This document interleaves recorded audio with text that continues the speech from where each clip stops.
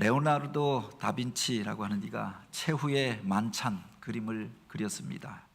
그가 이 그림을 그리기 위해서 3년이 넘게 각 사람 한 명 한 명을 연구하고 또 여러 가지 소품들을 모으고 이 그림을 준비하여서 3년 반 만에 이 그림을 완성했다라고 합니다. 처음 그림을 그리고 공개하는데 사람들이 와서 그 앞에 놓여져 있는 예수님 앞에 성배가 놓여져 있었는데 포도주를 마시는 잔이 놓여져 있었는데 이것을 보고 그렇게 놀랐다라고 하죠. 과연 이 성배가 신비한 것은 신비한 것처럼 보여진다. 이게 바로 이 잔이 포도주가 변화해서 주님의 피로 그렇게 만들었던 그 놀라운 은혜의 기적의 도구가 아닌가. 그 만들어진 모습을 보면서 사람들이 경탄하고 그 포도주 잔에 성배에 집중을 하였다라고 하죠. 그가 사람들의 모습을 보고 붓을 들고 나아가서 그 앞에 놓여져 있던 성배를 흰 물감으로 지워버렸다라고 합니다. 그리고 수정하여서 그 위에 놓여져 있었던 화려한 것들 다 제거하여 버리고 소박한 상으로 만들어 버렸다라고 이야기하죠. 사람들이 만류하면서 그렇게 귀하게, 그렇게 아름답게, 그렇게 모든 사람들이 그렇게 감탄하는 그림을 그려놓고 왜 그것을 지우십니까? 그가 그 이야기를 했다고 합니다. 바로 이 만찬의 그림을 통하여 사람들이 주님 앞에 집중하기를 원하였고 십자가를 앞에 놓고 우리를 위하여서 바로 그렇게 당신의 몸과 피를 내어주신 주님 앞에 사람들이 집중하기를 원하였는데 그 잔이, 그 성배가 라고 일컬어지는 그것이 주님을 향한 시선을 빼앗아 간다라고 하면 이것은 마땅히 지워져야 합니다. 그리고 그것을 지워버렸다라고 하는 겁니다. 오늘 우리가 신앙생활을 할 때 그 본질적인 것들이 있죠. 우리가 믿고 바라보는 믿음의 주여 온전케 하시는 주님을 보는 게 아니라 부수적인 것들로 인하여 갈등하고 또 고민하고 여기에 집중할 때가 얼마나 많이 있습니까? 이런 것들을 가리켜 본말 전도의 오류라고 이야기하잖아요.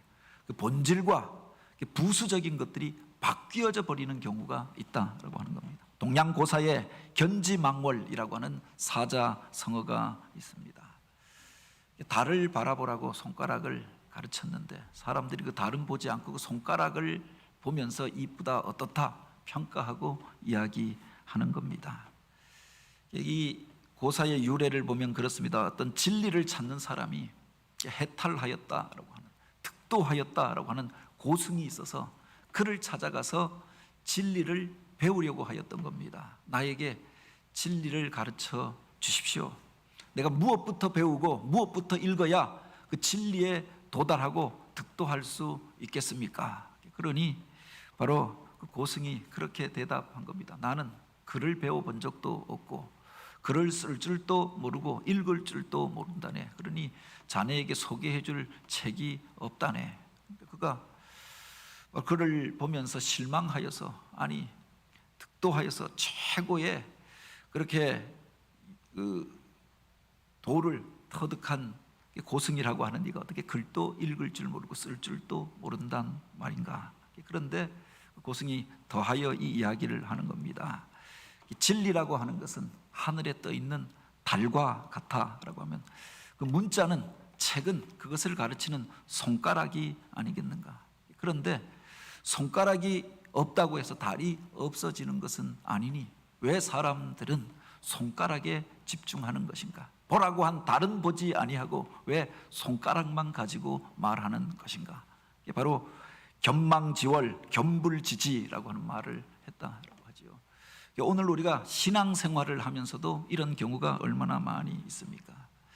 진리를 깨우치게 하기 위하여, 하나님의 뜻을 알게 하기 위하여 말씀을 주시고 율법을 주셨습니다. 그런데 율법의 본래적인 정신은 우리가 잊어버리고 그 율법의 작구와 조항과 이것을 가지고 다른 사람들을 판단하고 정죄하는 도구로 사용하였던 사람들이 있잖아요. 예수님 당시 예수님의 대척점에 섰던 바리새인들이 바로 그런 사람들이 아닙니까?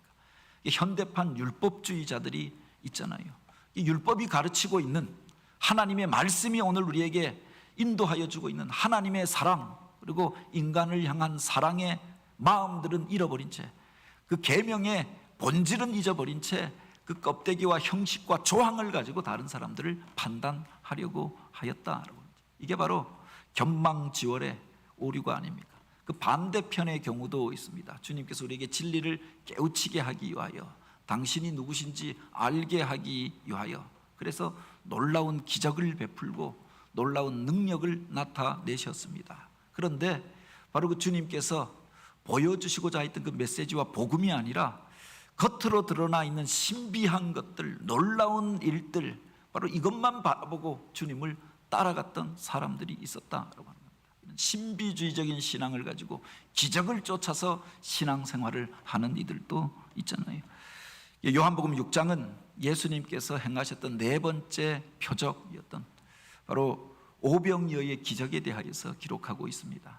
예수님께서 광야에 나아가서 놀라운 일들을 행하십니다. 그 앞에 나와서 말씀을 듣고자 하던 이들이 저녁 때가 되어져서 줄이고 허기져 하는 것들을 보시고 그들을 불쌍히 여기시고 제자들을 향하여 저들에게 먹을 것을 주라라고 이야기하십니다. 너희들이 먹을 것을 주라라고 말씀하였는데 바로 그들에게 나누어 줄 것이 그 제자들 가운데는 없었던 것 아닙니까? 그래서 빌립이 이렇게 저렇게 판단하며 계산하여서 이야기합니다. 그 일을 할 수 없는 이유에 대하여, 근거에 대하여 말하였던 거죠. 근데 반면에 안드레는 사람들 가운데 나아가서 바로 어린아이가 가지고 왔던 작은 도시락 하나, 물고기 2마리, 떡 5개를 가지고 주님 앞에 내어놓습니다.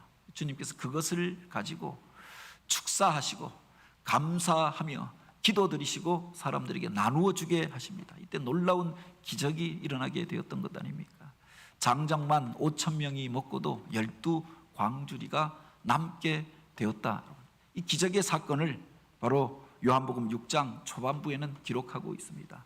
이 기적을 체험한 사람들이 주님을 향하여 환호하게 되어집니다. 오늘 우리들의 이 굶주림의 문제, 또 이 육체의 문제, 물질의 문제를 이렇게 해결해 주실 수 있다고 하면은 오늘 우리가 왜 이 땅 가운데서 굶주리고 가난하게 살겠는가? 그래서 그 기적을 체험한 이들이 예수님을 임금으로 삼으려 하였다라고 했습니다. 주님을 향하여 환호하면서 주님을 높여서 그분이 왕이 되면 오늘 우리들의 인생의 문제가 한꺼번에 해결되어질 것이다. 물질의 문제, 육체의 문제, 이 세상의 민족적인 정치적인 문제, 이분이 다 해결해 주지 않겠는가? 그래서 주님을 임금으로 세우려고 하였습니다. 주님께서 그들을 외면하시고 오히려 제자들이 그들의 그렇게 함께 하여서 호응하는 것들을 그렇게 막으시고 제자들을 향하여서 그 바다를 건너편으로 가게 하셨다라고 하였습니다. 주님도 바로 그들을 피하여서 그 바다 건너편으로 가게 되셨던 것 아닙니까? 오늘 본문은 그런데도 저들이 포기하지 않고 예수님이 있는 곳을 수소문하여서 주님을 다시금 찾아오게 되어졌던 이야기, 또 다른 표적을 구하고 또 다른 놀라운 일들을 구하고 그들 속에 있었던 인생의 문제들을 내어놓고 해결해 달라고 구하는 그들에게 주셨던 말씀을 기록하고 있는 겁니다. 그들이 왜 예수님을 임금으로 삼으려고 했는가? 주님이 떠나가셨는데 그들을 피하여 바다 건너편으로 건너가셨는데 굳이 주님을 찾아왔던 이유가 어디에 있느냐? 그들 속에 먹고 사는 문제가 그만큼 절박했기 때문이죠. 가난하였던 시절이기도 하고 또 로마의 식민지였으니 그들의 많은 것들을 로마의 세금으로 바치고 수탈당하고 또 뿐만 아니라 이중 삼중의 어려움을 겪으면서 또 그렇게 가난하게 살 수밖에 없었던 그 시대, 그 백성들에게 가장 절박한 문제가 먹고 사는 문제였기 때문이죠. 세상을 움직이는 가장 강력한 이념이 있다고 하면 그게 뭐냐? 사람들은 그렇게 이야기합니다. 먹고 사니 즘이라고 이야기합니다. 무슨 공산주의가 아니라 자유주의가 아니라 자본주의가 아니라 바로 먹고 사니 즘이라고 이야기합니다. 당장 먹고 살아야 사람들이 그렇게 무엇이라도 문화활동도 하고 다른 것도 할 수 있는 것이 아닌가. 여러 가지 혁명이 일어나고 폭동이 일어나고 또 변화의 사건들이 일어나는 것들을 보면 그 중심에 바로 떡의 문제, 빵의 문제가 있었던 것들을 보게 되지요. 과거에 가나안 농군 학교를 만드셨던 김용기 장로님이 그런 이야기를 했습니다. 왜 사람들이 총을 쏘고 전쟁을 벌이고 또 총을 들고 군인들이 나서는가? 예, 그렇게 비유를 통해서 이런 말씀을 하셨습니다. 총을 쏘면 어떤 소리가 나는가? 총을 쏘면 총하고 총이 나가는 게 아니라 빵 하고 총이 나가잖아요. 또는 어떤 때는 땅 하고 총이 나가기도 한다. 사람들이 그렇게 듣는 거지요. 왜 총을 들고 총을 쏘게 되어졌는가? 왜 사람들이 전쟁을 벌이고 싸우게 되어졌는가? 빵을 얻기 위하여, 땅을 얻기 위하여 그렇게 하는 것이다. 그래서 총을 쏘면 빵 하고 나가고 땅 하고 나간다라고 합니다.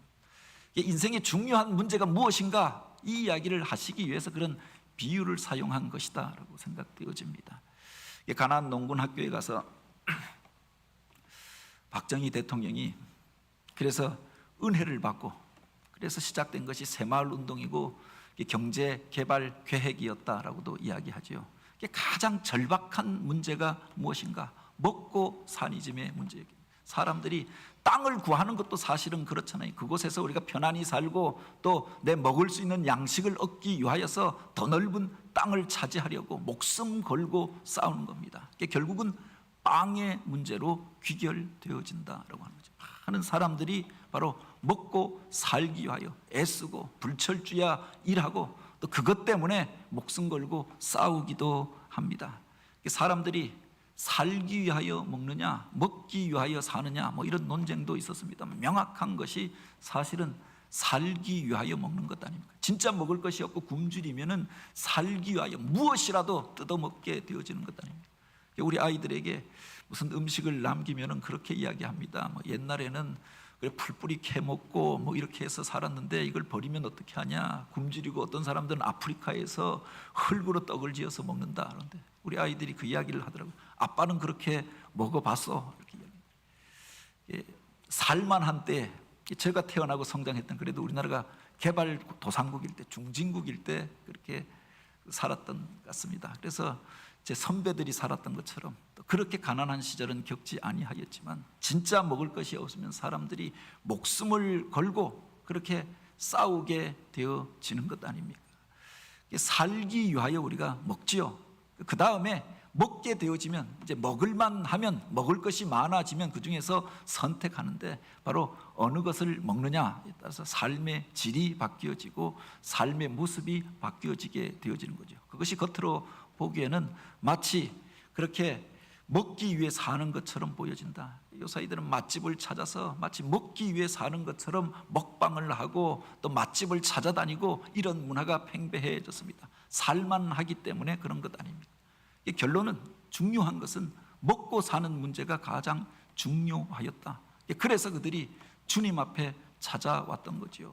배고픈 시대에 가난한 시대에 그들의 먹을 것의 문제를 해결해 주었으니 그가 왕이 되고 그가 임금이 되어지면 우리들의 인생의 문제가 해결될 것이 아닌가 생각하여 주님을 찾아왔던 거죠. 주님이 그들을 피하여 떠나갔는데 굳이 바다를 건너고 수소문하여서 주님 있는 곳까지 찾아왔던 것 아닙니까? 그래서 주님이 이 말씀을 하셨던 거죠. 저희가 나를 찾는 것은 표적을 본 까닭이 아니요 떡을 먹고 배부른 까닭이로다. 주님이 보여주시고자 하였던 그 사인을 보고 그 표적을 보고 그 신앙적 의미를 깨닫고 주님 앞에 온 것이 아니라 사실은 먹고 배부른 까닭이었다. 떡을 먹고 기적을 체험하였던 그 사람들이 또 다른 기적을 구하며 또 다른 먹을 것을 구하며 주님을 찾아오게 되어졌음에 대하여 이야기하였던 겁니다. 그들을 향하여 주님께서 이렇게 말씀하십니다. 썩을 양식을 위하여 일하지 말고 영생하도록 있는 양식을 위하여 하라. 인생을 살면서 배가 고프면 먹을 것을 찾게 되어져 있지요. 또한 오늘 우리가 내일을 준비하면서 그 양식을 쌓아놓기도 하고 저축하기도 합니다. 그러나 그것이 너희 삶의 목적이 되어지지 아니하다. 썩을 양식을 위하여 일하고 또 살지 않도록 주님께서 주의시켜 주셨던 거죠. 너희가 썩을 양식을 위하여 일하지 말고 영생하도록 있는 양식을 위하여 하라. 바로 썩을 양식과 영생하도록 있는 양식을 대비하여서 말씀하십니다. 오늘 우리가 보다 관심하여야 할 것이 무엇인가? 오늘 우리가 보다 중요하게 여겨야 할 것이 무엇인가? 바로 썩지 아니하는 영생하도록 있는 그 양식을 위하여 하라라고 하였습니다. 오늘 우리가 이 세상 가운데서 그렇게 애쓰고 수고하며 분주하게 살아가는 이유가 어디에 있습니까? 썩을 양식을 위하여 그렇게 살아가고 있습니다. 주님 앞에 나와서 기도하며 강구하며 부르짖어 구하는 것은 무엇입니까? 이 땅 속에 있는 썩어질 양식을 위한 것입니까? 아니면 영생하도록 있는 그것을 위한 것입니까? 교회 안에서 여러 가지 사역들을 하는데 적어도 우리가 썩을 양식을 위하여 행하는 것은 아니지요. 이번에 드림힐 페스티벌을 하고 성경학교를 하고 교회 안에서 여러 가지 봉사하는 일들, 행복한 밥상을 열고 행복한 카페를 하고 또 선교하고 전도하는 일들을 행합니다. 이게 무슨 떡이 되냐 밥이 되냐, 경제적으로 보면은 쏟아붓기만 하고 수고만 하고 땀만 흘리고 끝나는 것처럼 보여지잖아요. 세상 사람들은 그래서 이런 것들을 가치 없는 일이라고 이야기합니다. 그러나 썩어질 양식을 위하여 우리가 하는 것이 아니라 영생하는 양식을 위하여 하는 것인 줄 믿으시기 바랍니다. 너희가 세상에 이것을 위하여 당장에 보여지는 것을 위하여 먹고 사니즘에 빠져서 사는 자들이 아니라 보다 중요한 그것을 위하여 일하는 자가 되라라고 말씀하시고, 이어서 주님께서 주셨던 말씀이 바로 이 말씀입니다. 나는 생명의 떡이니 내게 오는 자는 결코 줄이지 아니할 것이요 나를 믿는 자는 영원히 목마르지 아니하리라. 주님께서 당신을 가리켜서 나는 생명의 떡이다 라고 이야기하십니다. 영어로 보면 The Bread of Life 이렇게 되어져 있습니다. 이 브레드라고 하는 게 빵을 가리키는 말이잖아요. 그런데 우리말로 번역하면서 떡이라고 하였던 겁니다. 과거에 그러니까 빵을 많이 안 먹으니 지금은 사실은 떡보다 빵을 더 많이 먹는 것 같아요. 젊은 세대들은 떡보다 빵을 더 좋아하는 것 같습니다. 그런데 그때는 떡이라고 해석했던 거지요. 그런데 잘 생각해 보면 떡이라고 하는 것은 특별할 때 우리가 먹잖아요. 무슨 절기가 되어지면 명절에 잔치가 있은 다음에 바로 교회에서 성도들 향하여 떡을 내기도 합니다. 특별한 때 떡을 먹습니다. 그런데 사실은 빵이라고 하는 것은 서구 사람들이 매일마다 먹는 그들의 주식이 아닙니까? 그래서 바르게 번역한 것은 사실은 생명의 밥이다 이렇게 해석하는 게 맞다라고 이야기하죠. 날마다 우리가 먹고 그것이 없으면 살 수가 없고 한 번 먹고 마는 게 아니라 간식이 아니라 특식이 아니라 매일 우리가 먹는 양식이 바로 밥이 아닙니까? 주님께서 우리를 향하여 말씀하시는데 나는 생명의 밥이니 너희가 바로 결코 줄이지 아니할 것이요 나를 믿는 자는 영원히 목마르지 아니하리라. 다시금 오늘 우리가 배고파 허기지지 아니하고 목마르지 아니하고 생명 있는 삶을 살고 힘 있는 삶을 살아가는 원리가 어디에 있는가라고 가르치시면서 바로 나는 생명의 떡이니 라고 그렇게 말씀하셨던 겁니다. 요한복음을 가리켜서 영적인 복음서라고 이야기합니다. 다른 세 개의 복음서는 비슷한 내용들을 다루고 있기 때문에 공관복음이라고 이야기하는데 요한복음은 마치 이것들을 주석하고 해설한 책처럼 쓰여져 있습니다. 영적인 의미들을 설명하고 있기 때문에 바로 영적 복음서라고 이야기하지요.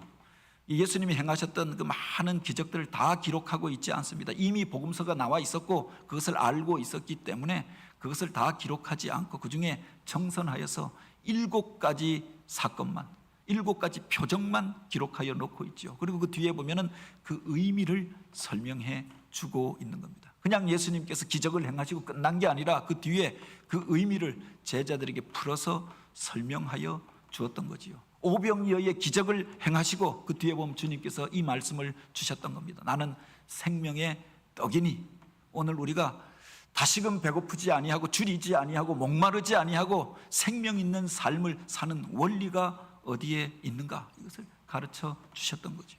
나는 세상의 빛이니 그렇게 말씀하십니다. 말씀만 그렇게 하신 것이 아니라 실제로 앞을 보지 못하고 평생 어둠 가운데 매여서 살아오던 바디메오의 눈을 뜨게 하고 실로암으로 보내서 깨끗하게 하여 주시고 바로 당신이 참 빛이 되어주시는 것을 그렇게 확증하여 주시지 않았습니까?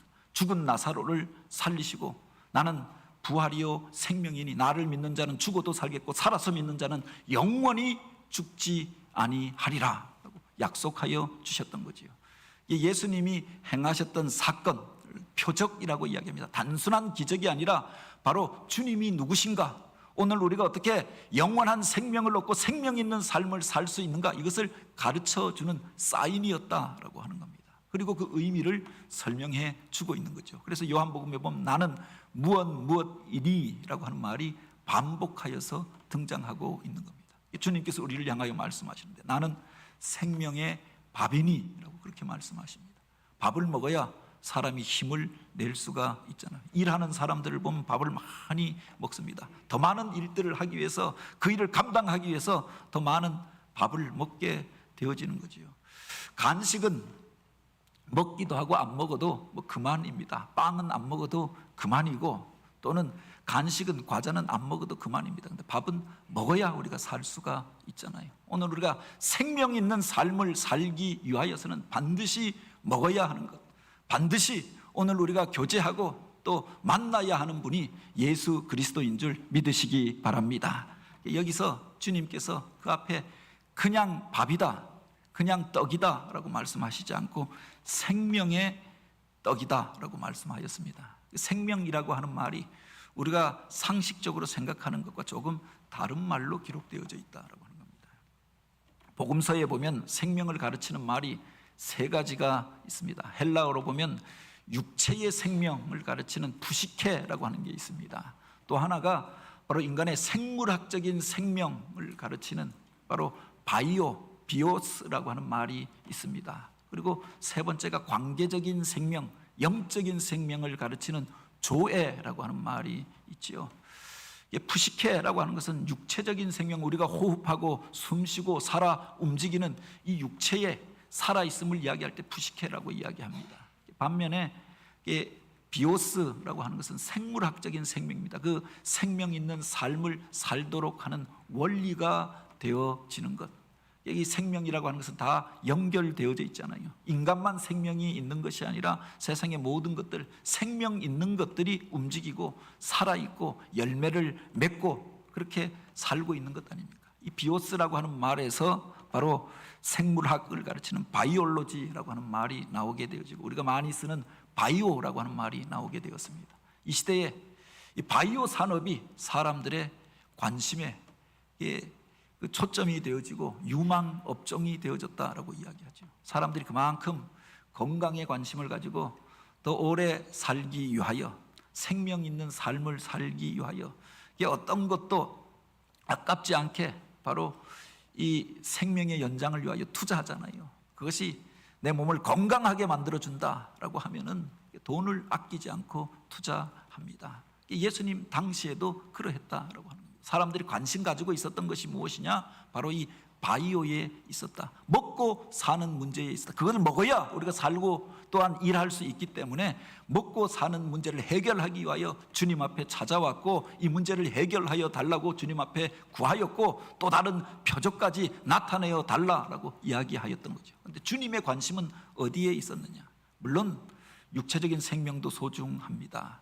하나님께서 주신 생명이기 때문에 오늘 우리가 건강하게 가꾸어 가고 아름답게 가꾸어 가고 그 속에서 우리가 힘이 있어야 이 땅 가운데서도 맡겨주신 일들을 감당할 수가 있지요. 그런데 요한복음에서 사용하고 있는 생명이라고 하는 말은 이 푸시케가 아니라, 비오스가 아니라, 바이오가 아니라 바로 조에라고 하는 말을 사용하고 있는 겁니다. 이 조에라고 하는 말은 관계적인 생명입니다. 그와 내가 연결되어져 있다. 하나님과 나와의 관계적인 생명 또는 영적인 생명을 가리킬 때 조에라고 하는 말을 쓰고 있는 거지요. 나는 생명의 떡이니, 나는 생명의 밥이니 라고 할 때 바로 그 생명이라고 하는 것은 조에를 가르치는 말이었다라고 하는 거죠. 겉으로 드러나 있는 육체가 오늘 우리가 숨쉬고 호흡한다고 해서 무엇을 먹고 움직이고 힘이 있다고 해서 여기에 대한 이야기를 하고 있는 것이 아니라 그 생명의 근원 되신 하나님과 관계 속에 있는 삶, 주님과 연결되어져 있는 삶에 대하여 이야기를 하고 있는 겁니다. 인생이 범죄하고 하나님을 떠나면서 이 땅 가운데 죽음이 찾아오게 되어졌습니다. 죄의 싹은 사망이라고 하였고, 하나님을 떠나고 말씀을 떠나고 하나님과의 관계가 끊어지면서 많은 사람들이 바로 죄로 인하여 신음하면서 사망의 자리 가운데 거하면서 죽는 것이 목적이 되어진 인생을 살게 되어졌던 거죠.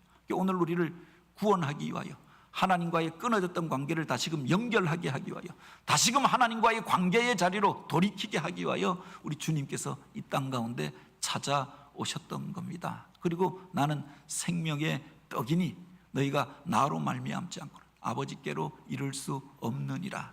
너희가 이 떡을 먹으면 영원히 줄이지 아니할 것이요 또한 목마르지 아니하리라 라고 초청하여 주셨던 거죠. 주님으로 인하여서 우리가 주님과의 관계가, 하나님과의 관계가 회복되어지고 생명 있는 삶을 살게 된 줄 믿으시기 바랍니다. 바로 나는 생명의 떡이니 내게 오는 자는 결코 줄이지 아니할 것이요 나를 믿는 자는 영원히 목마르지 아니하리라 라고 했습니다. 아무리 맛 좋은 음식이 있어도, 아무리 맛있는 떡이 있어도 우리가 먹지 아니하면은 내 것이 될 수가 없잖아요. 예수 그리스도께서 찾아오셨지만 그분을 나의 구주와 주님으로 영접할 때 그 생명의 은혜들을 우리가 누릴 수 있게 되어지는 거죠. 영접하는 자, 곧 그 이름을 믿는 자들에게 하나님의 자녀가 되는 권세를 주었다라고 했습니다. 모형으로 잘 만들어져 있는 음식들이 얼마나 많이 있습니까? 그 눈으로는 보기 좋을지 몰라도 그것이 나에게 힘이 될 수가 없죠. 에너지를 만들어낼 수가 없는 것 아닙니까? 먹어야, 내 안에 모셔드려야 바로 그 에너지를 우리가 받게 되어지고 또 힘을 발휘할 수가 있는 거죠. 오신 주님을 나의 구주와 주님으로 영접할 때, 그리고 그 안에 거할 때 오늘 우리가 생명 있는 삶을 살게 되는 줄 믿으시기 바랍니다. 그 음식이 내 안에 들어와 그냥 있는 것이 아니라 으깨어져서 자기의 형태와 모습이 다 없어져 버리고 그 다음에 바로 내 안에서 에너지가 되어지고 힘이 되어지고 생명의 능력으로 나타나게 되어지는 거죠. 이 땅 가운데 오셨던 주님께서 하늘 보좌를 버리고 인간의 모습으로, 죄인의 모습으로 찾아오셨습니다. 죄인의 친구가 되어주셨을 뿐만 아니라 우리 죄를 짊어지시고 십자가를 지시고 온몸이 갈갈이 다 찢겨지시고 상하여 깨어지고 그리고 피를 흘리시고 생명을 다 내어주시기까지 당신을 그렇게 희생하셨던 것 아닙니까? 바로 그 은혜로 인하여서 오늘 우리가 구원함을 얻고 하나님의 자녀가 되어지고 하나님 앞에 담대히 나아가게 된 줄 믿으시기 바랍니다. 초대교회 성도들은 이것을 기억하면서 모일 때마다 성찬식을 행하였다라고 하죠.